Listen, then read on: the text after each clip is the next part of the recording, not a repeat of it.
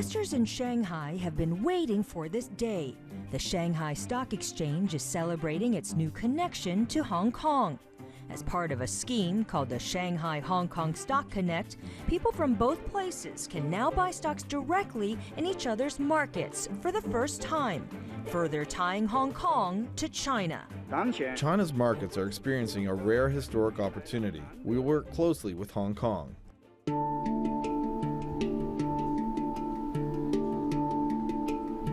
But in Hong Kong, many have grown wary of the closer ties with China. Joshua Lee is one of them. A lot of people share the same thoughts as I do. You know, they also worry about the economic problems brought by the Chinese coming in. Lee joined a protest movement here meant to give the city's people greater say in Hong Kong's destiny. After Hong Kong returned to Chinese rule in 1997, the former British colony was promised universal suffrage by 2017. However, China's leadership recently clarified that meant Hong Kong citizens could vote for their own leader, but only among candidates vetted by Beijing. This is the first time ever in the history of Hong Kong that eligible voters will be given, and each and every one of them will be given the right to vote in a universal suffrage to elect the leader of this government and the leader of this city. It is a precious offer. Yet many didn't see it that way. Protesters took to the streets, clashing with China supporters.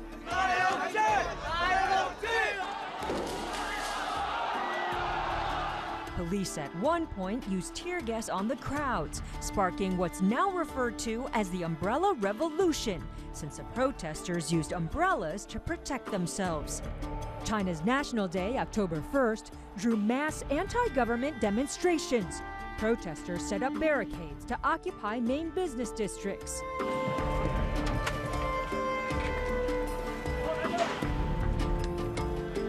In the weeks that followed, police tore the barriers down while protesters built them back up.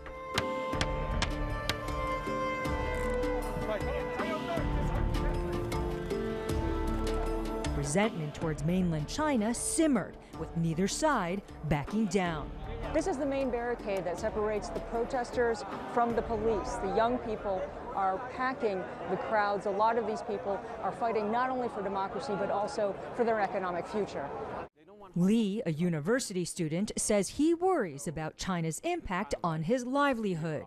There's very fierce competition in Hong Kong because most of the mainland people came here, they buy houses in Hong Kong, and then the prices go up, and normal Hong Kong citizens cannot afford so expensive houses. So it's a very strong competition against the mainland people and the Hong Kong people. With very less job opportunities and more people looking for jobs, it's just harder for us to get a job. What would you say to people who would argue that Hong Kong has benefited a lot from China's rise? I don't deny that some sort of help to Hong Kong, but there are also a lot of problems, like economic problems, I just mentioned, social problems also brought by the Chinese coming into Hong Kong. So we want somebody that can represent us, and we want to vote for somebody that can voice out for us, can fight for us, can make policies that are favorable for us, rather than the Chinese coming in. Hong Kong faces a paradox. On the one hand, the city has gained greatly from its links with China. On the other hand, Hong Kong has reason to fear further integration as China advances, both politically and economically. Why its relationship with Beijing is now at its most tense since the city's handover from the UK. Hong Kong companies were the first to open factories across the border, sparking China's rapid economic growth. Today, Chinese visitors boost Hong Kong's economy through shopping and tourism.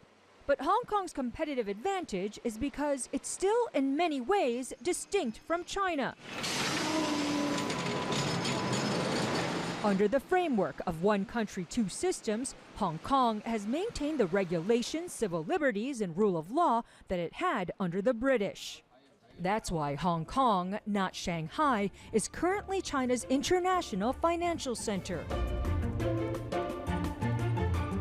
This is the Hong Kong Stock Exchange. It's a main way for international investors to buy into China. It's also become an experimentation center for Chinese finance. Here, Chinese companies tap foreign capital and list shares, and trials are taking place to internationalize China's currency, the renminbi. Global investors trust Hong Kong's business environment, explains local lawmaker Starry Lee. We are a place for businessmen to explore China, right? People who want to do business with China would like to go to Hong Kong first and set up some offices and then go to China, because we are having a lot of Western element. I think that is one key element for our success. Hong Kong's experience with the West is an important part of the Shanghai-Hong Kong Stock Connect.